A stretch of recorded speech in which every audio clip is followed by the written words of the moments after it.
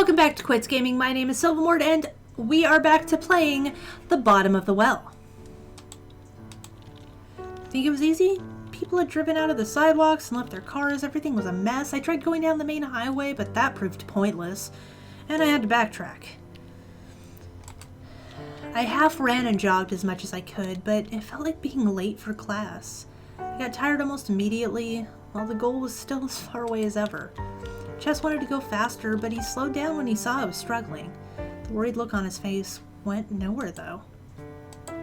Well, I saw a streak above my head, trailing a white cloud. I don't know. I thought I'd have time to get away, but I just wasted too much of it somehow. I was on the street when the initial shockwave came. There was just no duck and cover could save any of us from that, I don't think.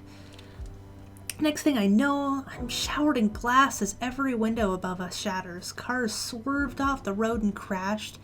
Bedlam and light. Bright, bright light. I tried to crawl out of the way when something hit me. Maybe a piece from a building? I don't know. I blacked out. It didn't feel like a dream. That's the thing. Because you don't wake up in dreams, do you? But I did. Bleeding, alone, out on the street. What did you see? I saw a burning city. Ash rained down, and downtown, far too close, a mushroom cloud, just staring me in the face.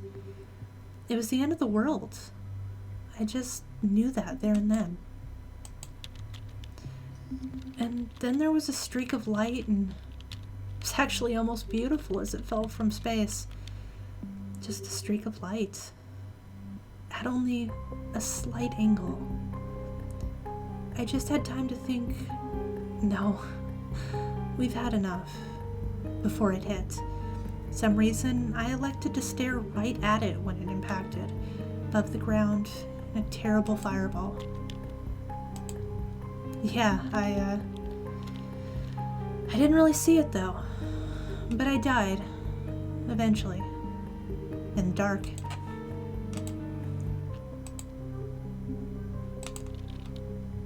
And thus concluded my dream. I think it felt incomplete, like there was something missing. That wasn't the way it was supposed to end, you know? This one was, I think. It felt like it was trying to tell me something, and I wasn't listening closely enough. That's the weirdest part. When I tried to see, I realized I had hit the right channel, and that it was in fact reading Alice in Wonderland. And this isn't exactly some obscure number station frequency on the AM bands. Well, maybe you'll dream it next night again. It's a good thing with dreams. You can always dream them again. Maybe do something different the second time around. I have a feeling I did something wrong.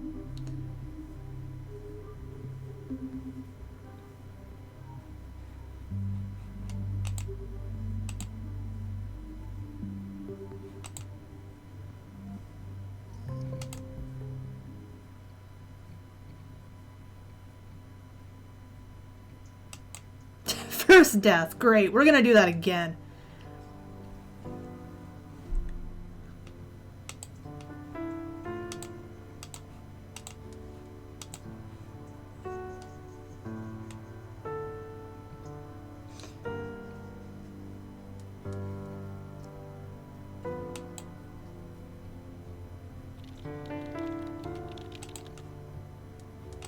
What'd I do?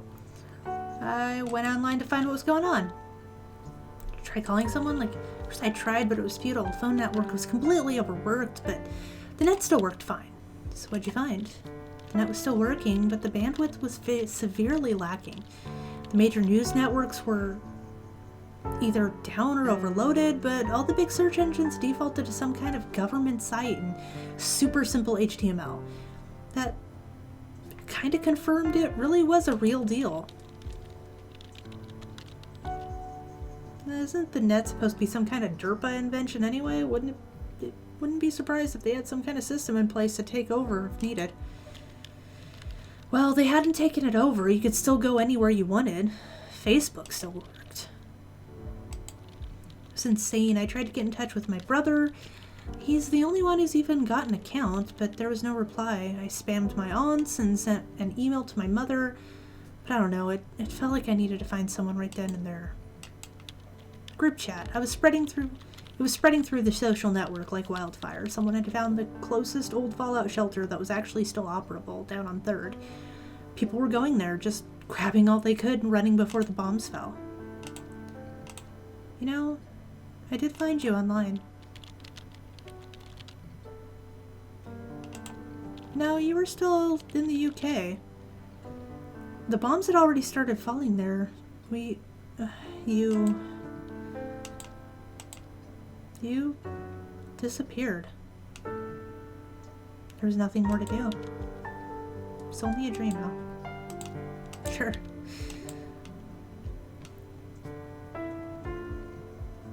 Fallout shelter seemed like my best option. It wasn't far or close enough to walk anyway. Oh right, yeah, I grabbed the biggest bag I had. Magic backpack, okay. Take radio. Food, sleeping bag.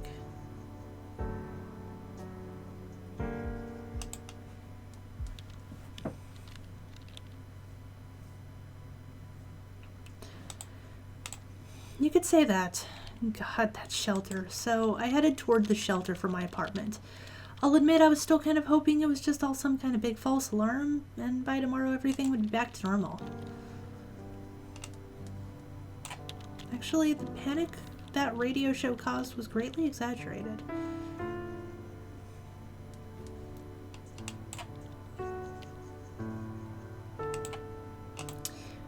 Didn't really feel like it. I remember trying to think of words to describe the way the streets felt, the way the city sounded. Turmoil, chaos, anarchy, tumult, pandemonium. The capital of hell. Now who's got a degree in lit?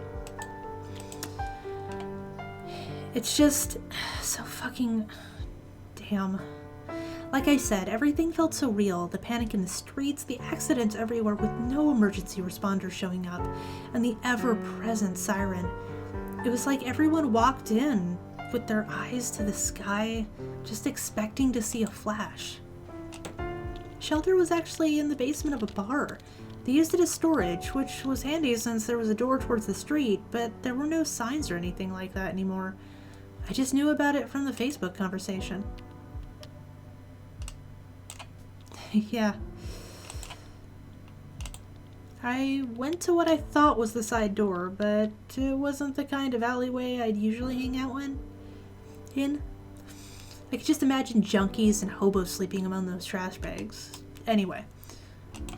So I knocked on the door and then immediately tried the handle. It was locked. Nothing happened for a while. And then the door opened, just a bit, and she stuck her head out. The bitch queen.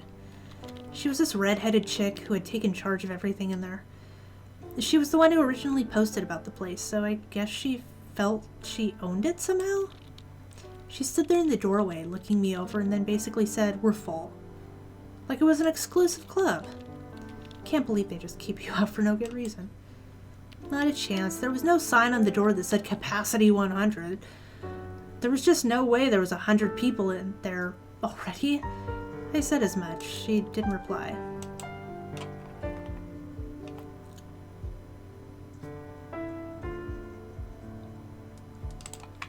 I tried talking my way in. You can't just leave me out here, and so forth. She repeated that they were full, that there wasn't enough food anymore, that I should try to find some other place to hide. I tried telling her that I wouldn't be a burden. I had brought food. I opened my bag and showed her. I wasn't being nice, I was being desperate. I was trying to figure out the rules of this sudden new reality. I have to share my food. So she let me slip in, closing the door behind me with a bang.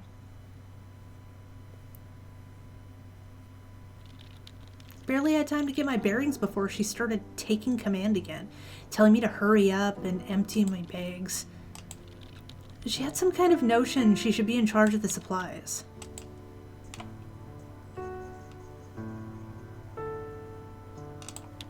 Seems reasonable. I wasn't there to fight, I just wanted to get through it. I was ready to start arguing with her about that, politely of course, but it turned out she wanted to make inventory. She very carefully wrote down everything we had with us, from clothes to food to blankets. I'm not saying she wasn't prissy about it, but I understand. Everyone was stressed out. I think most of them were too shell-shocked to think about that. Someone was in charge, that was enough for them. Mainly old friends. I hadn't been the first there. We mingled. The place had maybe 20 people in it, us included, but she stayed away from most of the rest of us, so yeah, she did. Now, soon after us, there were some others. These she let in without trouble, embracing one of them. This big, burly guy with a motorcycle jacket. Actually, yes, Ray was his name. He lived pretty close. I mainly knew him for his love of motorcycles. I had no idea he knew the bitch queen. Yeah. Soon after, though, there was another knock, and this time the bitch queen tried the same thing she did with me.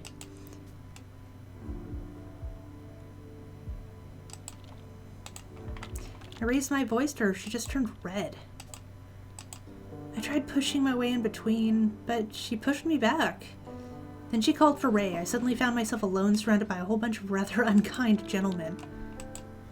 You could say that. She gave me an ultimatum.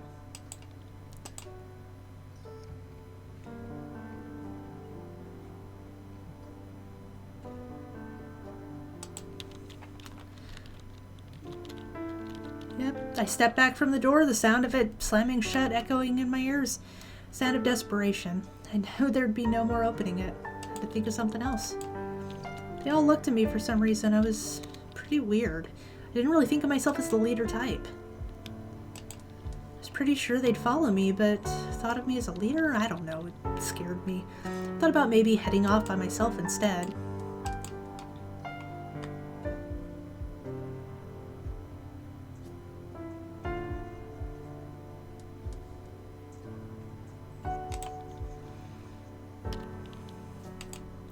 Well, we needed to get out of the downtown area fast, which left us a few options. The streets. Really bad. Accidents everywhere. Gridlock. Panic bedlam.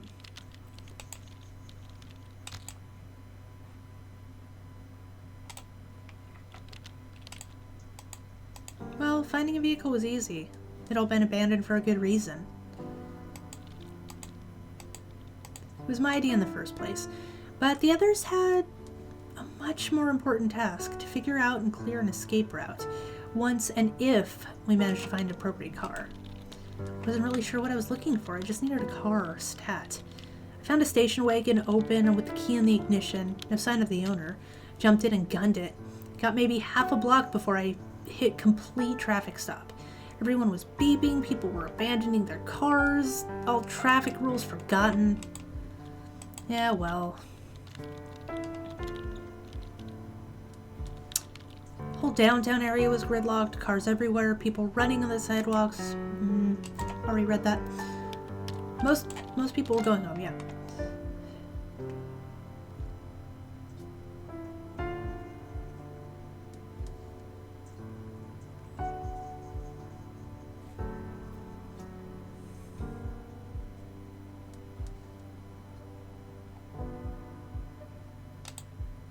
I just kept walking.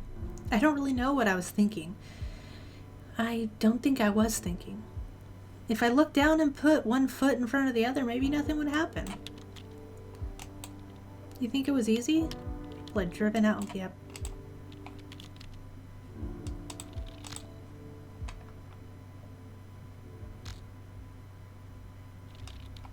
Damn it!